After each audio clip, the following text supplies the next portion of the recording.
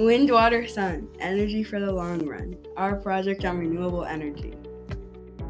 Fossil fuels have been used since 1000 BC, but they did not become the main energy source until the Industrial Revolution started in the 1800s. The Industrial Revolution was when people started to shift from producing goods in their homes or small shops to manufacturing in factories. This caused many people to move to big cities, and the amount of fossil fuels being used skyrocketed.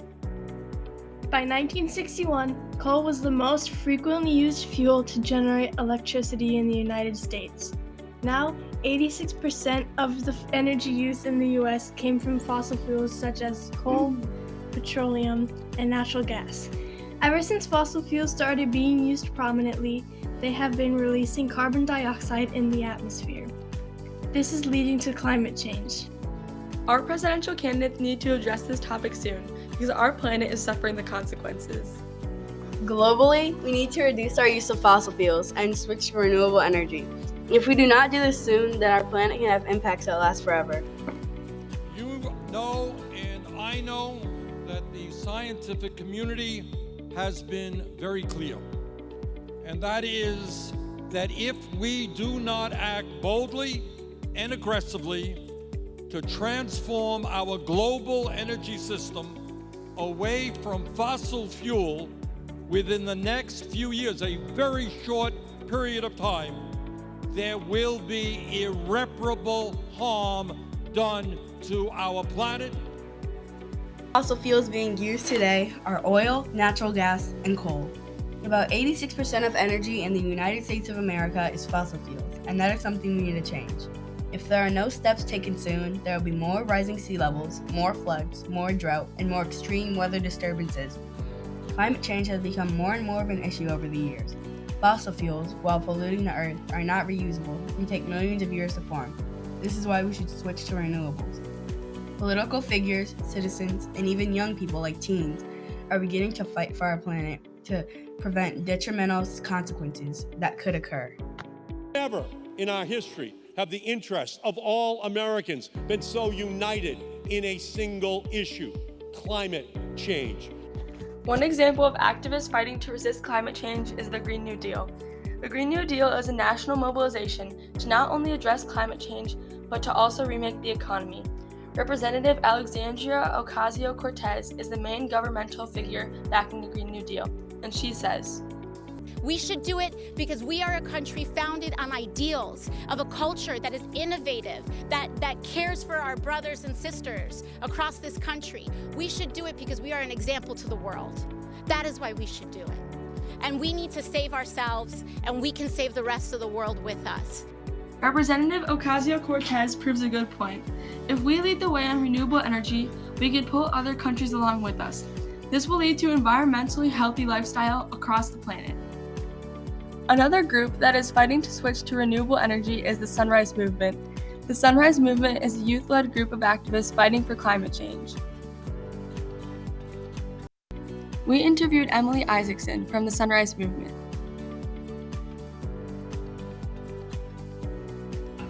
So I joined the Sunrise Movement almost a year ago last week, and there were a couple of things that inspired me. I had actually seen a video on social media of leaders of the Sunrise Movement doing a sit-in and office takeover of Speaker of the House Nancy Pelosi's office in DC. And during that sit-in, Representative Alexandria Ocasio-Cortez, AOC, if you've heard of her, joined them in this sit-in, and it was something that got a ton of media attention.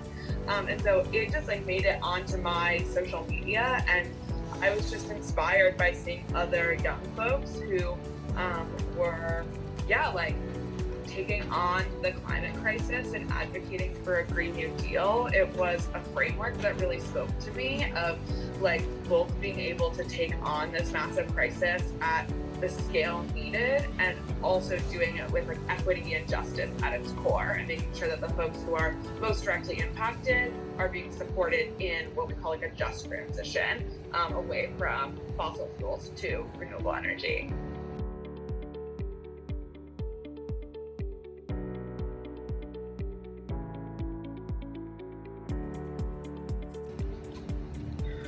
I do, and I don't think we have any other choice. I don't know if you guys have seen this, but it was 2 years ago now. The United Nations has a group of folks that specifically are doing research on climate change, and they came out with a really important report that said we had 12 years to transition away from fossil fuels to 100% renewable energy in order to avoid the most disastrous and irreversible impacts of climate change, which is really overwhelming. That's like 12 years to change everything before the worst parts of climate change are irreversible.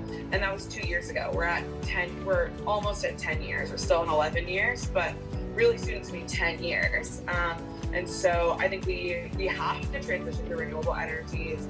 I think we're already seeing the impacts of climate change. I mean, we've had a couple of really warm days this winter so far, but also seeing the wildfires in California and increased tropical storms and hurricane events like Hurricane Sandy, but also Hurricane Maria in Puerto Rico. That we have no choice but to transition to renewable energies unless if we don't, those kinds of events are going to become more often and more intense. Do you believe? Another view is that we should keep using fossil fuels such as oil, coal, and natural gases because if we stop, then more than 1 million people will go out of work.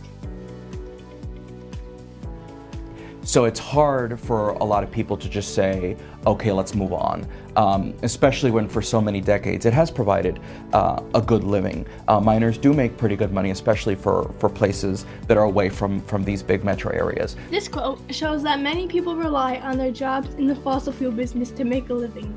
Their grandparents and parents, and now they have been in this business and they are not ready to move on from it. Also, many CEOs of coal and oil companies like ExxonMobil, BP, and Arch Coal do not want to give up their business and profits in order to prevent climate change. In conclusion, the overuse of fossil fuels can make scary impacts on our planet. Sea levels and air temperatures are rising, and it is all because of our actions. There are many pros to using fossil fuels, but also many reasons why renewable and clean energy is the energy of our future.